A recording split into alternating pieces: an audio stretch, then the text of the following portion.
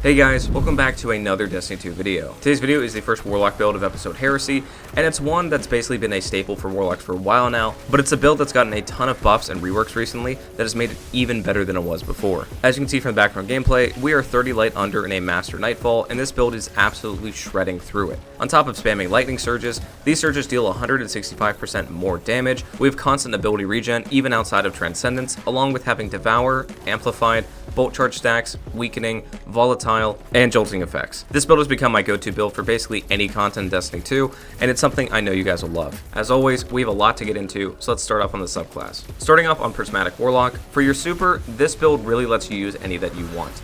Each super is going to offer something unique with this build, mainly because of Facet of Purpose giving us a unique effect with each super that we pick, so realistically it's up to you.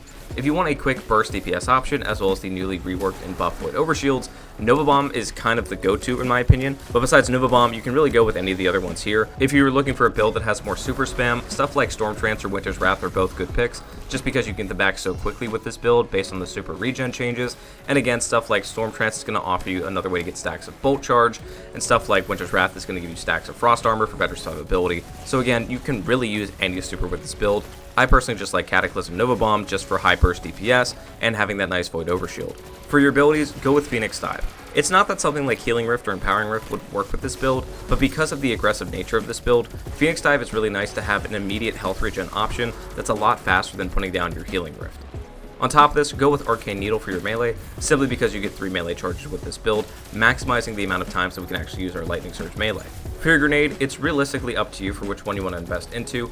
I personally like using Cold Snap Grenade just because of the utility it has, especially against champions, but realistically it also serves as a nice way to get Darkness regen pretty easily for Transcendence.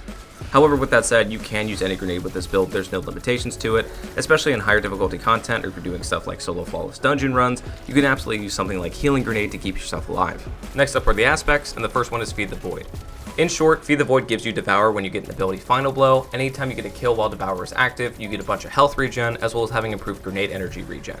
This grenade energy helps build into the ability spam this build focuses on, and why using any grenade is realistically viable with this build, but the main purpose is getting that health on ability kill. Feed the Void works really nicely with Lightning Surge, basically allowing you to consume a stack of your melee charge, which is why we went with Arcane Needle for the 3-tiered melee, and this allows you to slide forward and jolt targets, as well as get stacks of Bolt Charge. Now, normally the damage coming off of Lightning Surge isn't anything too crazy, but we're going to be enhancing it with a lot of different sources with this build, which allows it to be much more like Consecration Titan, where you're simply killing everything in one shot, and if something doesn't die in one hit, you simply have another Lightning Surge melee you can hit them with. Finally, onto the fragments. The first one is Facet of Protection, giving us more damage resistance when we're surrounded by combatants, and when we're Transcendent, this effect is increased, basically enhancing the survivability of this build. And again, this damage resist can stack with other things like the Void Overshield intrinsic damage resist, or stuff like Amplified, giving us an additional damage resistance with its recent buff. The next fragment is Facet of Purpose, and this is giving us our super specific effect based on which one we choose. Again, I'm going with a Void super, so it's giving me a Void Overshield, which is additional HP and a small damage resist on top of it. But again, if you want to go with something like Needle Storm, you could have Woven Mail, Song of Flame gives you Restoration, Winter's Wrath gives you Frost Armor, and then of course Storm Trance gives you stacks of Bolt Charge. Next up is Facet of Sacrifice. While we have an Arc, Solar, or Void buff, ability Final Blows grant bonus Darkness Transcendent energy. This is really helpful along with something like Facet of Balance, basically giving us melee energy every time we get kills with our melee, because intrinsically we're getting most of our kills with our melee, which is a light ability with this build, and what that means is that we're typically going to have to invest specifically into Darkness regen for Transcendence outside of the core function of this build.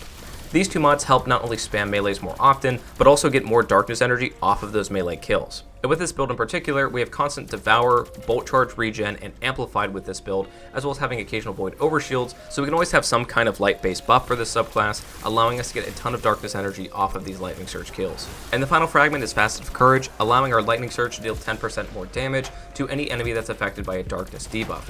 This can quickly be something like the Cold Snap Grenade, which I mentioned has a lot of anti-champion capabilities tied to it, allowing us to simply freeze an enemy and then Lightning Surge into them for even more damage. It can also be the Unraveling effect provided by Arcane Needle, or if we have any weapons that are specifically applying Darkness-based debuffs, this is basically a free 10% damage bonus to our Lightning Surge, which again, we have a ton of melee stacking potential already implemented into the build. Next up is the Artifact, and I'm mainly going to go over the primary mods for this build first. Like I said in the beginning, this build has a ton of customization behind it, and depending upon what weapons you want to use, you're going to want to use different artifact mods to best suit those weapons. So I'm going to go into the core mods first, and then go over which mods I think work best based on the weapon loadout you want to have. The first one is Defibrillating Blast. Anytime that you stun a champion, it gives you maximum stacks of bolt charge, and that arc bolt will heal you and jolt combatants on hit. Something that this mod doesn't do a good job of clarifying is that the healing effect is off of every time that you trigger Bolt Charge's Arc Strike, not just after stunning a champion. And so because of that, and because of Lightning Surge generating a ton of Bolt Charge stacks with this build, it allows us to basically generate one of these every other time we use our melee, if not every time we use our melee, and that allows us to get additional healing and damage off of our Devour effects and our Lightning Surge melees. We're also combining this with Flashover, which in short gives us amplified anytime we hit maximum stacks of Bolt Charge, which again with this build is incredibly easy, since every melee that we do is triggering those stacks of Bolt Charge as well as jolting enemies. And these lightning strikes that we trigger from Bolt Charge also deal 150% more damage. The base damage of a lightning strike is around 36,000 damage from my testing, and so again, with a 150% damage bonus, that lightning strike damage is going up to 90,000 damage, which is again coming off of our melee, which is already hitting incredibly hard. And again, because we're building up Bolt Charge stacks so effectively, we also get amplified for free, which is even more damage resistance on top of everything else, and it also makes it harder for enemies to hit us because of the recent changes to amplified. The next one is Dielectric, and this is one I didn't recommend in the last build guide because we weren't really investing into debuffing enemies with our abilities with that build, but we're doing the exact opposite with this build, and that's all we're doing. And so because of that, every time that we cast our Lightning Surge, not only are we building up those stacks of Bolt Charge, we're also jolting nearby enemies. And as we kill enemies with Lightning Surge, they grant us a stack of Bolt Charge, which again, remember, Lightning Surge is giving us a stack of Bolt Charge already when we initially hit that enemy. Basically meaning that if you kill an enemy with Lightning Surge, you get 2 stacks of Bolt Charge essentially for free. And because of that, it's very easy to activate stuff like Flashover and Defibrillating Blast on an Arc Strike just from a single melee. This interaction is another reason why this build has gotten so much stronger recently, along with the recent buffs and reworks to Amplified, Void Overshields, etc. It's because it basically lets this build trigger an Arc Strike from Bolt Charge every time we use our melee. And again, that Arc Strike is not only jolting targets and healing us, but it's also dealing way more damage, making us amplified, as well as giving us some ability regen, and it's also giving us a free Orb of Power and even more healing on top of everything else. These 3 mods here are the main artifact mods behind this build, and they're what make it so strong on top of the great effects it already has. So again, no matter which way you customize this build, go with Defibrillating Blast, Flashover, and Dielectric. But beyond these mods, let's go into the experimental aspect of the build. The first one I want to point is Heavy Ordnance Regeneration, which anytime you deal sustained damage with a heavy machine gun or rocket launcher, it grants you even more damage resistance and increases your grenade and melee regen for a short duration. The main reason I want to go with this is mainly to use a rocket launcher that has a delayed effect or a prolonged impact effect that allows us to take advantage of that damage resistance for a very long time, as well as having enhanced grenade and melee regeneration on top of our class ability effect, because that allows us to have even more melee regen, especially inside of Transcendence, which basically lets us spam that infinitely while we're there. Now, to actually achieve this, you do have a few different options. I'm actually using Deathbringer, which if you're like me, you haven't used that in forever, and it's because it has a very niche interaction with this artifact mod and works very nicely with the core function of the build, as well as a few other artifact mods we'll get into in a second. If you didn't want to use Heavy Ordnance Regeneration, stuff like Particle Reconstruction is fantastic this season. It basically makes any fusion rifle or linear fusion rifle have an additional debuff attached to it, and so again, you can easily throw on stuff like Queenbreaker with this build, and all of a sudden have a high damage ranged option that's viable even for stuff like boss DPS and boss focus encounters. Again, I'm mainly focusing on the melee spam aspect of this build, so I'm focusing on Heavy Ordnance Regeneration, and it's what I believe is best for generalized content. But again, if you wanted to, just slap on Particle Reconstruction, and all of a sudden, your general build can take care of 90% of the game, and that final 10% where you have to deal stuff like boss damage, Particle Reconstruction can more than make up for it. The other mods I recommend using with this build are Volatile Marksman and Maligned Harvest. Volatile Marksman will basically give you free volatile rounds after getting some Void Precision hits or Rapid Final Blows, and with the boost from this season, it also grants us class ability energy when we cause volatile detonations. Again, another reason I'm using stuff like Deathbringer is because it basically gets those Rapid Final Blows for free and intrinsically grants itself volatile rounds. On top of that, since the projectiles with Deathbringer are delayed, this allows us to also take advantage of Maligned Harvest from the same shot, basically allowing us to instantly apply weakening off of a single shot. because those other projectiles will go off and get kills. After costing a few damage instances, it'll grant it Volatile Marksman, as well as proccing Heavy Ordnance Regeneration. And then the final projectiles from that singular shot will proc Maligned Harvest and grant us a Weakening Burst, granting us 15% increased damage to certain targets. Again, depending upon where you want to take this build, you can absolutely swap out all of these mods if you wanted to. I just personally like the interaction that these three mods have together when combined with Deathbringer, that realistically give it a lot of support for this build without taking away from the core functionality of a melee spam build, much like Consecration on Titan. Next up are the armor mods for today. For the helmet, go with 2 stacks of hands-on, just allowing you to get even more super regen off of your melee kills. In addition, I'm just using a Harmonic Siphon mod, allowing us to periodically generate an orb of power off of weapon final blows, based on the weapons I'm currently using. Again, like I mentioned with the artifact mods, change this out based on which weapons you want to use and which playstyle you want to fit in with this build. Onto the gauntlets, I'm going with 3 stacks of heavy-handed. The main reason for this is just because of how often we spam Lightning Surge. We might as well get a free orb of power every time that we do it. If you wanted to, you could also take away a stack of heavy-handed, putting that orb gen on a 5-second cooldown instead of a 1-second cooldown, and go with something like Focusing Strike or Impact Induction, granting you other ability regen sources when you use your melee. Onto the chest piece, like I always say for this, you can use any combination of resist and reserves depending upon the weapons you're using and the activities you're in. Finally, onto our legs, we have 2 stacks of Absolution here, granting us even more ability energy regen every time we pick up an orb of power, and on top of that, recuperation gives us another way to regen our health, allowing us to replenish a little bit of health when we pick up our orb of power. Before we get into the exotic class item, the mods on it are Distribution and Outreach, just giving us more ability regen and then a little bit more melee regen specifically when we use our class ability, again that instant cure effect to keep us alive. And then finally, I'm using Powerful Attraction just to instantly pick up any nearby orbs of power when we use our class ability, which again will give us even more healing with recuperation, as well as activating 2 stacks of Absolution for even more ability regen. And then finally for our exotic today, it's Solipsism. I hope I'm pronouncing that right, but I'm probably not. For those that don't know, this is actually the first build on this channel that I've actually featured an exotic class item with, and the main reason behind that is because there weren't really any good ways to get exotic class items up until pretty recently, and because of that, I always felt bad if I'm like, oh, use this specific combination on this exotic class item that is incredibly rare and most players do not have. With how long that the changes with exotic class items have been out, and how easy they are to come by now, especially with Xur, I do feel comfortable using a build with them and showcasing it to you guys, because nothing's worse than trying to showcase a build and then having 90% of the community be like, oh, I don't have that one specific role that's incredibly hard to get on an exotic class item. The main perk I want to focus on for the exotic class item is Spirit of Syntheseps, and this is the bulk damage boost for this build. It's giving you 165% increased melee damage while you're surrounded by combatants, and is key to actually making this build work in higher difficulty content. The secondary perk is Spirit of Inmost Light, which is just simply an ability spam perk. Anytime that we use one ability, the regen is increased for the other 2. Now, I do believe that Spirit of Inmost Light and Spirit of Syntheseps is the best possible perk combination for the exotic class item for this specific build. With that said though, there is some variance between what you can actually use, especially since Syntheseps is kind of the main perk that's actually working here, and Inmost Light is just simply there to increase the melee regen effects. With that said, stuff like Spirit of Syntheseps and Apotheosis actually work really well, especially if you wanted to go with a super spam build, like I mentioned earlier with stuff like Winter's Wrath or Storm Trance. Spirit of Apotheosis basically lets you have infinite melee and grenade charges for about 7 seconds after you use your super, and that's more than enough time to typically build back into the super regen. So again, if you wanted to go with something like Storm Trance, for example, you could absolutely swap this out for something like Syntheseps and Apotheosis and have that basically infinite melee spam right after your super ends, which should be more than enough to build up most of your super energy back to spam your super once again.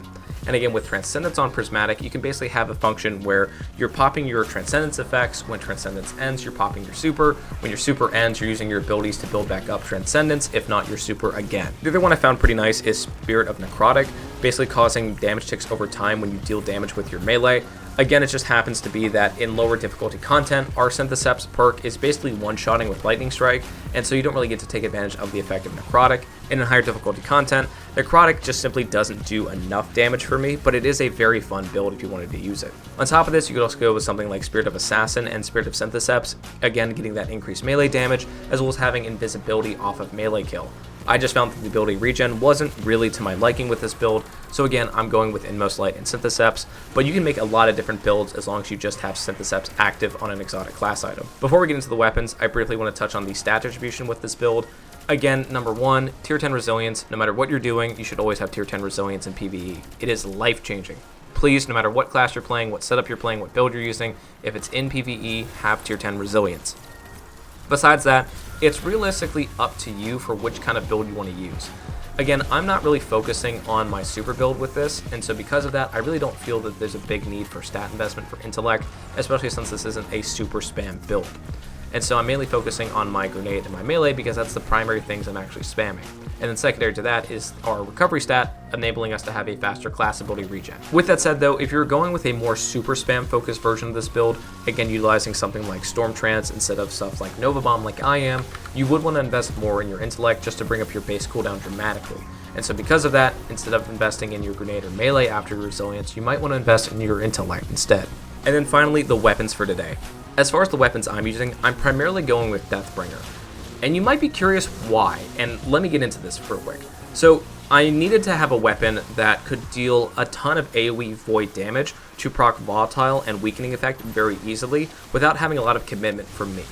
Stuff like Volatile Marksman and Malign Harvest are very good effects, but primarily require you to dedicate void weapon gameplay to actually achieving them.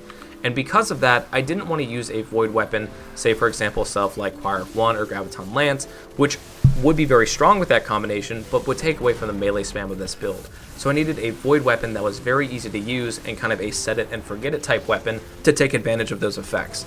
In addition, it needed to be an LMG or a rocket launcher to actually proc heavy ordnance regeneration, but specifically it needed to be a rocket launcher that could cause multiple damage instances. Of course, if you wanted to, you could do something like Braytech Osprey here with Bipod and Envious Assassin, allowing you to quickly spam multiple shots of your rocket launcher, or something like a Cluster Bomb rocket to have multiple damage ticks.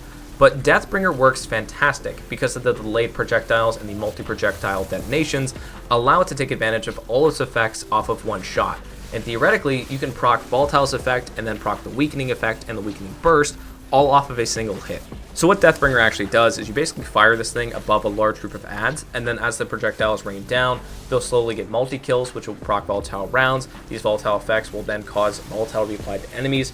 Killing the enemies with the other delayed projectiles that are coming from a void weapon will then proc the weakening burst, and all the while, you're getting multiple damage ticks with a rocket launcher, which can proc heavy ordnance regeneration for even more damage resist, as well as melee and grenade regen. So again, it is pretty niche, and from what I found, this is definitely not the weapon you want to use if you're doing something like a boss-specific encounter, just because you want to focus on other ways to deal DPS, especially from a range. But for generalized gameplay like Nightfalls, for example, this is incredibly fun, and is absolutely my go-to with this build.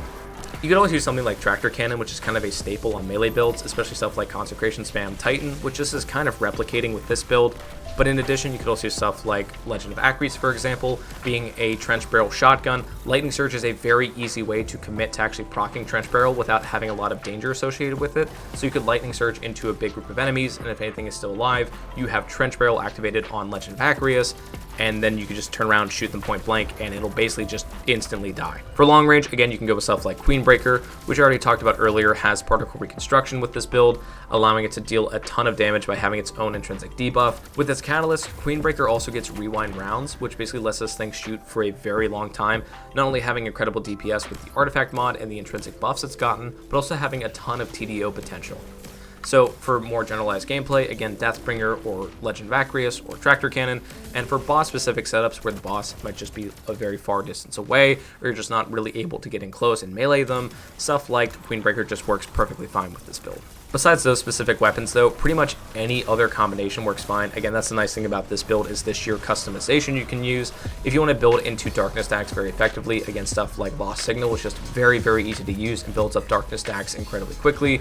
Again, I mentioned in the last video, but Tenacious Mastery allows you to have all 3 champion staggers off of one weapon with this season, and it's just very good for raw utility effects, as well as building into darkness stacks being a stasis weapon. And on top of that, pretty much like any void weapon you might want to use, builds in really nicely with, again, Volatile Marksman and the class ability boost, as well as having stuff like Malign Harvest pretty much for free.